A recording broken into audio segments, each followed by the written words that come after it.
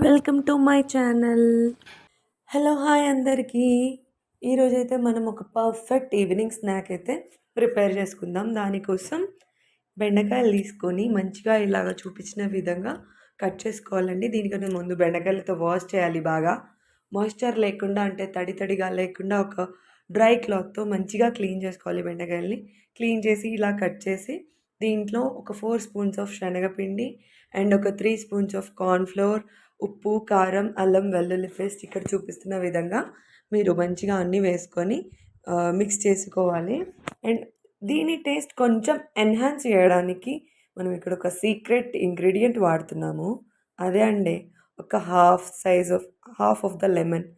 Half లెమన్ని మనం squeeze చేసి ఈ మిక్చర్ అంతా బాగా కలుపుకొని కలిసిన తర్వాత మనం దీంట్లోనే ఒక 5 tablespoons of 5 spoons of మైదా పిండి కూడా వేసి మిక్చర్ అంతా బాగా ఈ బెండకాయ ముక్కలకి పట్టేలాగా కలపాలి. సో ఇదంతా బాగా కలిసిన తర్వాత మనం డీప్ ఫ్రై చేసుకోవాలి. దీంట్లో మనకు అవసరమైతే కొంచెం వాటర్ కూడా యూస్ చేయొచ్చు.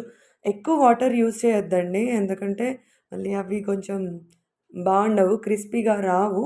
ఇలా చేస్తే మాత్రం చాలా క్రిస్పీగా వస్తాయి. మీకు ఇంకా అంటే చల్లగా అయిపోయిన తర్వాత ఏంటంటే కొంచెం మెత్తగా అయిపోతాయి.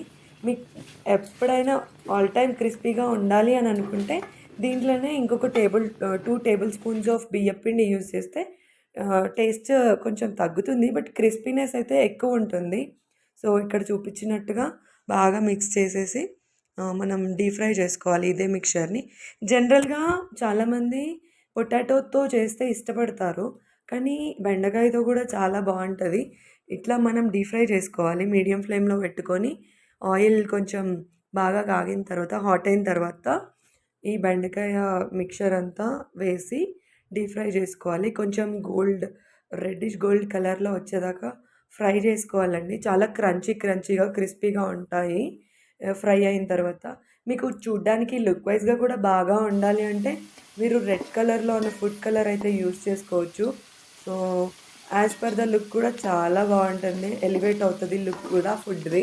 కానీ హెల్త్కి బాగోదుగా అంటే మంచిది కాదు కాబట్టి నేనైతే ఫుడ్ కలర్ ఏమీ యూస్ చేయలేదు. సో బెండకాయలు కూడా చాలా క్రంచీగా అవుతాయండి. సో ఇలా నేను ప్లేట్ని డెకరేట్ చేసుకున్నాను. టమాటో కెచప్తో సర్వ్ చేసుకుంటే చాలా బాగుంటుంది. విన్నారా అండి, చాలా క్రంచీగా ఉంటుంది. నేను తింటుంటే చాలా అసలు నా నోటికి మాత్రం చాలా టేస్టీ అనిపిస్తుందండి. టమాటో కెచప్ ఒక టీ, ఒక మంచి ఈవినింగ్ స్నాక్ అండి. చాలా బాగా ఎంజాయ్ చేసుకుంటూ తినొచ్చు. మీకు ఈ రెసిపీ నచ్చినట్టయితే మీరు కూడా ట్రై చేసి మీకు ఎలా వచ్చిందో నాకు కామెంట్ సెక్షన్లో కామెంట్ చేయండి. Please do like, share and subscribe.